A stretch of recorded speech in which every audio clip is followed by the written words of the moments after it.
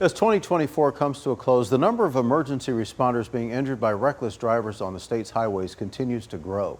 WAND's Doug Wolfe talks with a former tow truck operator from Decatur whose life was changed when he was struck by a hit-and-run driver while working on Interstate 72. State Trooper Clay Carnes was killed Monday night in Will County when he was struck while removing debris from Interstate 55, even though his emergency lights were activated. The latest violation of Scott's Law, which requires drivers to move over to the other lane or slow down.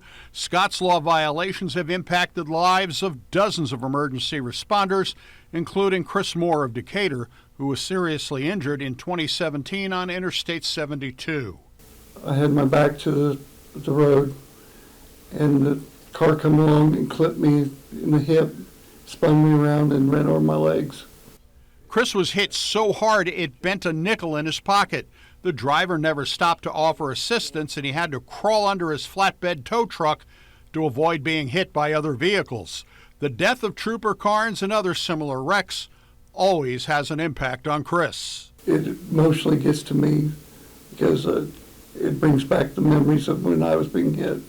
I know what they're going through, and I survived it. A semi-truck struck the rear of my vehicle, pushing it into me and launching me into the air.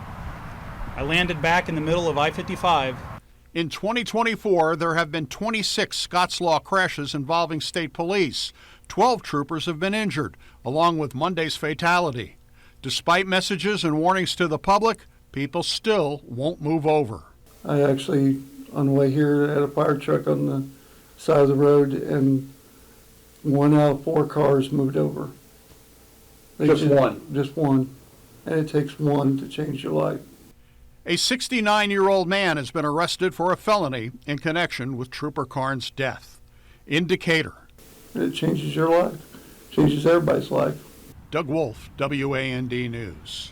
Scott's Law being beefed up effective January 1st. Drivers will be required now to both move over and reduce speed when approaching stationary vehicles in an emergency or construction zone.